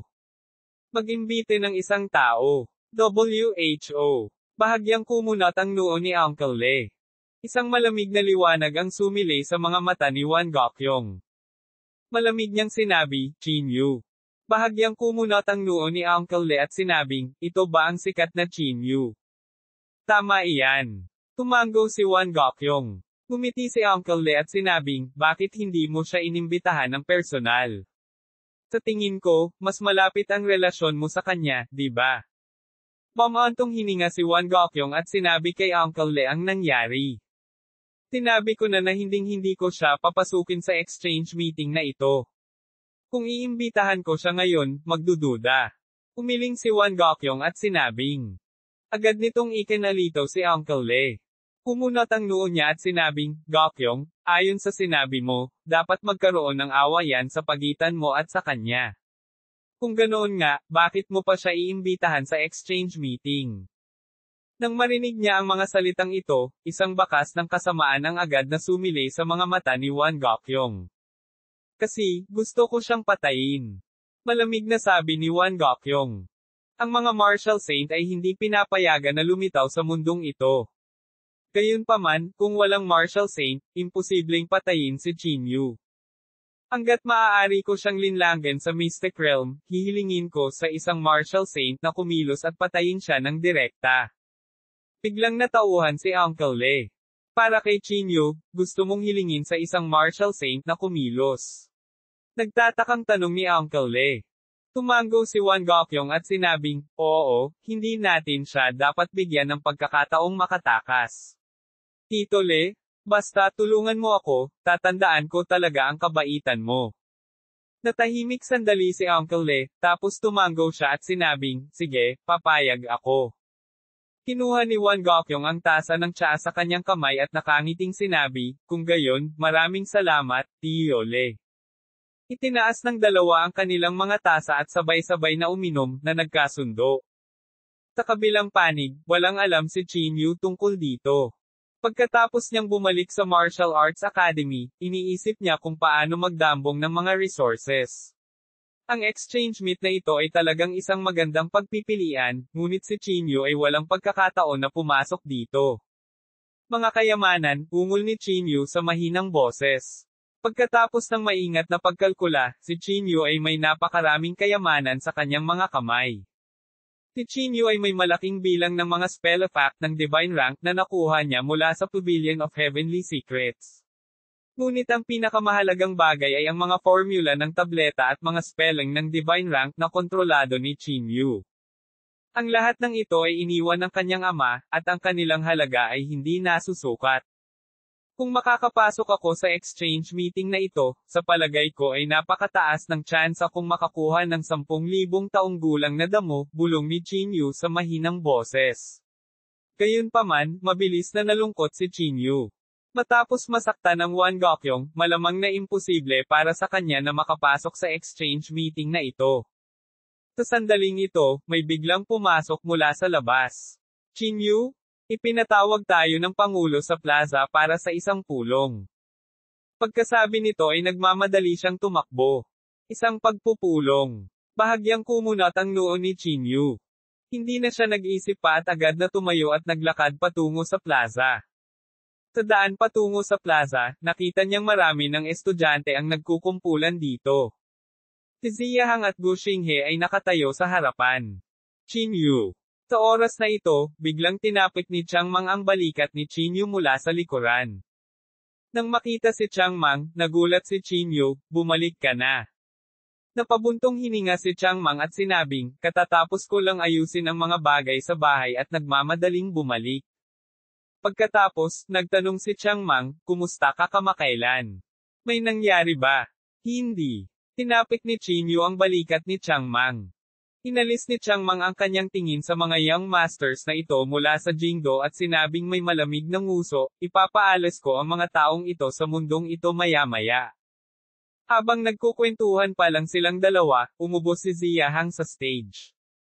Inilibot niya ang kanyang tingin sa mga tao at mahinang sinabi, susunod, gusto kong ipahayag ang dalawang mahahalagang desisyon. Ang desisyong ito ay gagawin ni Gu Xinghe at ng young master na si Gu. Kasunod nito, naglabas ng dokumento si Ziyahang. Hinawakan niya ang dokumento at binasa ito, ayon sa opisyal na kahilingan ni Pyro, ang Jingdo Martial Arts Association ay handang gabayan ang pagbuo ng martial arts. Marami na siyang sinabing opisyal na salita kanina, ngunit halos lahat ng iyon ay walang laman na usapan. Ngayon, nagpasya kaming palawakin ang enrollment ng Martial Arts Academy sa 100 tao. Pangalawa, sisimulan natin ang pangalawang paglalakbay sa Mystic Realm, at ang oras ay 1 buwan mamaya. Ang dalawang desisyong ito ay agad na nagdulot ng kaguluhan. Ang pangalawang paglalakbay sa Mystic Realm. Ang Jingdo Martial Arts Association ay talagang magbubukas ng pangalawang Mystic Realm. Haha, ang swerte ko talaga. Bumalik ako sa tamang oras para sa pangalawang biyahe sa Mystic Realm, natatawang sabi ni Chiang Mang. Medyo nagulat din si Chinyu, ngunit sinabi sa kanya ng kanyang instincts na tila may binabalak ang Jingdo Martial Arts Association. Bahagyang kumunat ang noo ni Chinyu. Sa isang sandali, hindi niya maisip kung ano ang pinaplano ng Jingdo Martial Arts Association. Anong mali? Hindi naiwasang magtanong ni Chiang Mang nang makita niya ito. Umiling si Chinyu at sinabing, wala. Sa kalahating buwan, mawawala na lang ang kapangyarihan ng Martial Saint ko, bulong ni Chinyu sa mahinang boses. Baka gusto nilang gamitin ang pagkakataong ito para mawala siya. O baka naman natakot sila na tuluyan na siyang mawala sa kalahating buwan. Kaya ba nila ginamit ang Mystic Realm bilang pain? Napakataas ng posibilidad. Ang paglalakbay na ito sa Mystic Realm ay magiging isa sa pinakamahalagang Mystic Realms ng Jingdo Martial Arts Association. Ito ay tatawaging banal na lupain ng paglilinang sa loob. Sana ay pahalagahan ng lahat ang pagkakataong ito, patuloy ni Zia Hang. Kabanata 839, ang imbitasyon sa exchange meeting. Nang marinig ito, agad na naging mas kainahinala si Chinyu. Gayunpaman, ang mga kondisyong inaalok ng Jingdo Martial Arts Association ay talagang nakatutokso. Dahil tinawag itong banal na lupain ng paglilinang, natural itong isang lugar na may sobrang siksik na espiritual na enerhiya. Ito ay isang perpektong pagkakataon para sa paglilinang. 1 buwan, bungol ni Chinyu sa mahinang boses. Kung makakalusot ako sa loob ng 1 buwang ito, ang lahat ay malulutas ng madali. Sa oras na iyon, magagamit din ni Chinyu ang pagkakataong ito para itatag ang kanyang autoridad. Nang matapos ang pagpupulong, hinailan ni Chiang Mang si Chinyu, na nagpaplanong humanap ng mapag-inuman. Hindi na ito maantala pa ni Chinyu. Isa pa, matagal na silang hindi nagkita kaya pumayag naman siya. Pagdating nilang dalawa sa restaurant, nakaupo lang si Chinyu nang may 2 tao na lumakad mula sa pinto. Ang 2 taong ito ay makapangyarihan, at ang kanilang panloob na chi ay hindi karaniwan. Sa isang sulyap, halatang hindi sila ordinaryong tao. Dumiretso sila sa mesa ni Chinyu at magalang na sinabi, maaari ko bang tanungin kung ikaw si Mr. Chinyu? Tumango si Chinyu at sinabing, sino kayo? Ang pangalan ko ay Lesian, at tinatawag akong Uncle Le. Ang dumating ay walang iba kundi si Uncle Le. Kumunat ang noo ni Chinyu at sinabing, parang hindi kita kilala, tama. Napangiti si Lesian at sinabing, hindi mo ako kilala, ngunit marami na akong narinig tungkol sa iyo. Sinabi ni Chinyu sa malalim na boses, kung may sasabihin ka, sabihin mo lang. Hindi na kailangang maging magalang. Sumulyap si Lesian kay Chiang Mang at saka ngumiti, pwede ba tayong mag-usap ng pribado? Umiling si Chinyu at sinabing, hindi na kailangan. Isa siya sa atin. Kung may sasabihin ka, sabihin mo lang. Nang makita ito, pasimpleng umupo si Lesian. Sabay tayong uminom. Nagsalin si Chiang Mang ng 1 baso ng alak para kay Lesian. Hindi tumayo si Lesian sa seremonya. Inubos niya ang laman ng baso sa kanyang kamay at nakangiting sinabi, Chinyu, nandito ako para sa exchange meeting. Exchange meeting. Nang marinig niya ito, nagsikip ang mga mag-aaral ni Chinyu. Tama na yan. Ang exchange meeting ay gaganapin sa Mystic Realm 3 araw mamaya, at isa kami sa mga organizer ng exchange meeting, nakangiting sabi ni Lesian. Bahagyang ipinikit ni Chinyu ang kanyang mga mata at sinabing, ano ang relasyon mo kay Wan Gokyong? Nagulat na sabi ni Lesian, Wan Gokyong. Ang pamilyang Wan ay isa rin sa mga nag-organisa. Hindi kaya na imbitahan ka na niya. Hindi. Umiling si Chinyu. Tinapit ni Lesian ang kanyang dibdib at sinabing, mabuti naman. Pumunta ako dito sa pagkakataong ito para imbitahan kang sumali sa exchange meeting. Invite mo ako. Nagtaas ng kilay si Chin Yu at hindi napigil ang matawa. Mr. Le, sa pagkakaalam ko, parang limitado lang ang mga pwesto sa exchange meeting na ito. Hindi madaling makakuha ng pwesto. Ngayong nagkusa ka ng imbitahan ako, kailangan kong pagdudahan ang iyong layunin. Nang marinig ito ni Lesian, hindi niya napigil ang tumawa, Mr. Chin, hindi ka ba masyadong paranoid? Ang layunin ng exchange meeting ay kumita ng pera at makakuha ng resources. Kami ay natural na umaasa na mas maraming natitirang mga tao ang lalahok. Sa ganitong paraan, makakakuha din tayo ng mas maraming kita. Narinig din namin ang mga ginawa ni G. Chin. Isa kang elder ng Divine Alchemist Pavilion at may makapangyarihang mga formula ng tableta sa iyong mga kamay. Sa makatuwid, ikaw ay isang bihirang talento para sa ating exchange meeting. Kami ay natural na umaasa na maaari kang makilahok. Bahagyang kumunat ang noo ni Chin Yu. Hinawakan niya ang baba niya at naramdaman niyang parang may sense ang sinabi ni Lesian. Ano sa tingin mo, Mr. Chin? Nakangiting sabi ni Lesian. Hindi napigilan ni Chang Mang ang pag-ungol, ano ang exchange meeting? Bakit ka sumasali sa Mystic Realm? Hindi pinansin ni Lesian si Chang Mang at tinitigan si Chin Yu. Nakangiting sabi niya, Mr. Chin, mangyaring bigyan ako ng sagot sa lalong madaling panahon. Kung ayaw mong sumali, maaari na lang tayong pumili ng iba. Siyempre payag ako, nakangiting sabi ni Chin Yu. Pero, nasaktan ko ang Wan Gokyong. Sinabi niya na hindi niya ako papayagang sumali sa exchange meeting. Ngumiti si Lesian at sinabing, huwag kang mag-alala tungkol dyan. Kami at ang pamilyang Wan ay hindi nagmula sa iisang Mystic Realm. Hindi siya pwedeng kumatawan sa pamilya natin. Nag-isip sandali si Chin Yu, tumayo at nagsabi, salamat, Mr. Le. Mabilis ding tumayo si Lesian at sinabing, ako dapat ang nagpapasalamat sa iyo. Nagkamayan ang dalawa, at pagkatapos ay sinabi ni Lesian, kung gayon ay hindi nakita guguluhin pa. Magkita-kita tayo sa 3 araw. Okay. Tumango si Chin Yu at sumang-ayon. Nagpalitan ng dalawa ng kanilang contact details, at umalis si Lesian. Pagkaalis ni Lesian, hindi naiwasang magtanong ni Chang Mang, ano nga ba ang exchange meeting na ito? Nag-isip sandali si Chin Yu at agad na nagpaliwanag kay Chang Mang. Natarante si Chang Mang sa narinig. In the end, he waved his hand and said, kalimutan mo na, hindi ako mapakali. Halika, uminom ka. Ang inuman na ito ay tumagal hanggang hating gabi. Nalasing si Chang Mang, siguro dahil sa tuwa. Gayunpaman, hindi naman lasing si Chin Yu. Nasa isip niya ang mga nangyari kamakailan. Una, ito ay ang paglalakbay sa Mystic Realm ng Jingdu Martial Arts Association. Ngayon, nagkusa si Lesian na imbitahan si Chin Yu sa exchange meet. Tila naging masyadong maayos ang lahat, napaka-smooth kaya medyo naghinala ang mga tao sa kanya. Matapos pabulaykin ni Chin Yu si Chang Mang, dumiretso siya pabalik sa mansyon ng lalaking may bigot. Hindi nakatulog si Chin Yu buong gabi. Kahit anong isipan niya, pakiramdam niya ay kakaiba ito, ngunit wala siyang mahanap na butas sa bagay na iyon. Kinaumagahan, bumangon si Chin Yu sa kama. Umupo siya sa kama at hinaplos ang baba. Maingat pa rin niyang sinusuri ang mga kamakailang kaganapan, sinusubukang maghanap ng anumang mga butas. Sa sandaling ito, may kumatok sa pinto mula sa labas. Pagbukas ng pinto, nakita niya si Yao Ming na nakatayo sa pintuan.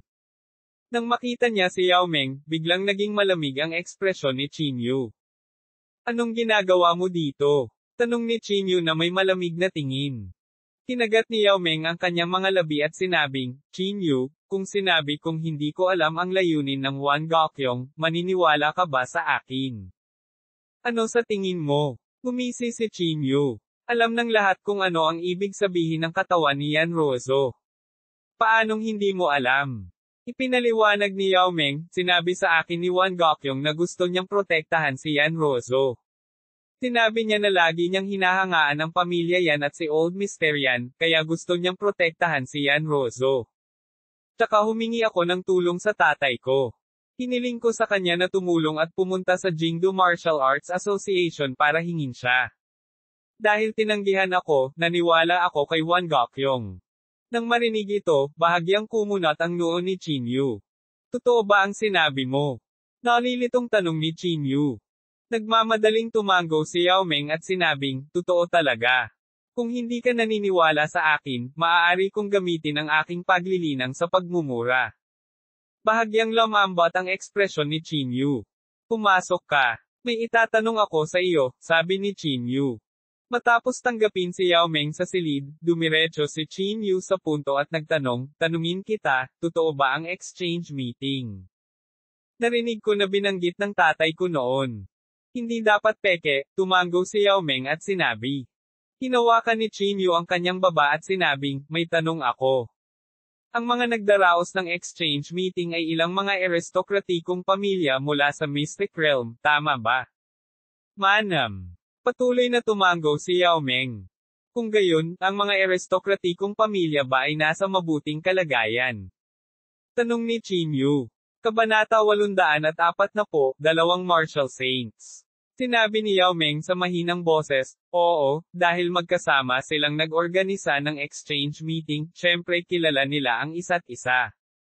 Pero, kung maganda ba ang relasyon nila o hindi, hindi ko masabi. Upang maging mas tumpak, walang pagkakaiba sa pagitan ng mabuti at masama. Anong ibig mong sabihin? Tanong ni Chinyu. Ipinaliwanag ni Yao Meng, sa iba't ibang aristokratikong pamilya, mas nababahala sila sa kanilang mga interes. Higit pa rito, napakaraming mapagkukunan sa mundo.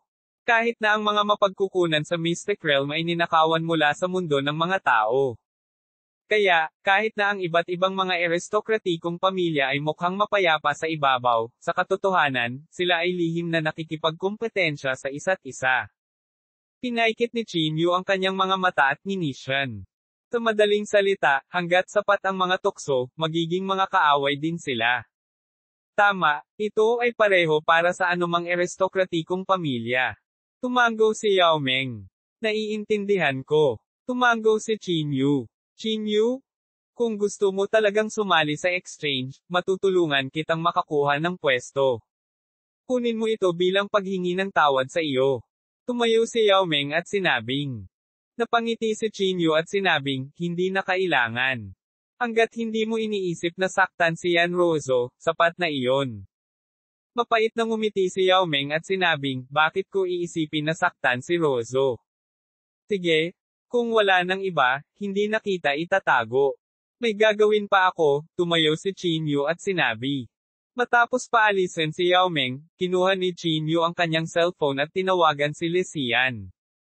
Matapos makonekta ang tawag, sinabi ni Chinyu, Mr. Le, may gusto akong kausapin sa iyo ng personal.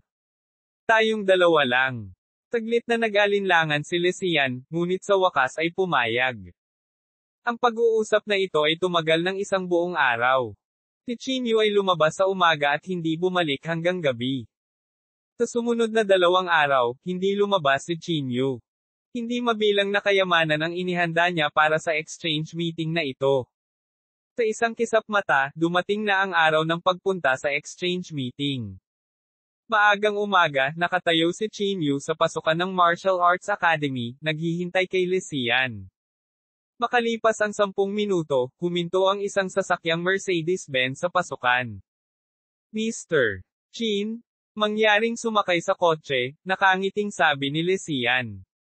Tumango si Chinyu sa kanya, pagkatapos ay pumasok sa kotse. Mabagal na yumandar ang sasakyan, at sa isang kisap mata, umalis ito sa Jingdo, pagkatapos ay nakarating sa isang liblib at desyerto na lugar. Sa sandaling ito, marami ng mga tao ang nakatayo dito. Kabilang sa kanila, narito lahat sina Yao Meng, Zhuang Teng, at Kung Yun. Maliban sa kanila, mayroon ding ilang matatandang lalaki na hindi nakilala ni Chinyu. Nagtaglay sila ng pambihirang ugali. Sila ay malamang na mga master na dalubhasa sa isang partikular na larangan. Pagkababa ni Chinyu sa kotse, naglakad siya papunta sa direksyon ni Yao Meng at ng iba pa.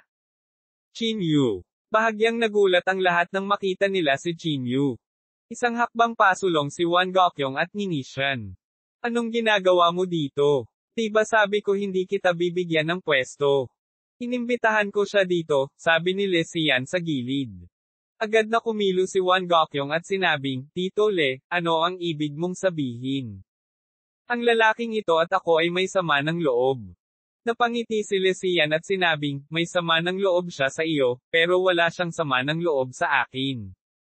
Si Qin Yu ay isang top-tier alchemist, kaya natural na may karapatan siyang lumahok sa exchange meeting. Bahagyang bumantong hininga si Wan Gokyong, ngunit may bakas ng pananabik na nakatago sa kanyang hindi nasisiyahang ekspresyon. Qin Yu, paano mo nakilala si Le Xian? Medyo nagulat na sabi ni Yao Meng. Biglang sinabi ni Qin Yu, pumunta siya para hanapin ako. Bago ito, hindi ko siya kilala. Kahanga-hanga, sabi ni Kung Yun sa mahinang boses. Hindi na nagsalita pa si Qin Yu.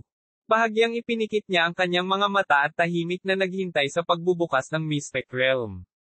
Makalipas ang halos kalahating oras, biglang kumislap ang ilaw sa harap ng lahat. Tapos biglang may lumabas na exit. Dalawang lalaki ang lumabas sa Mystic Realm.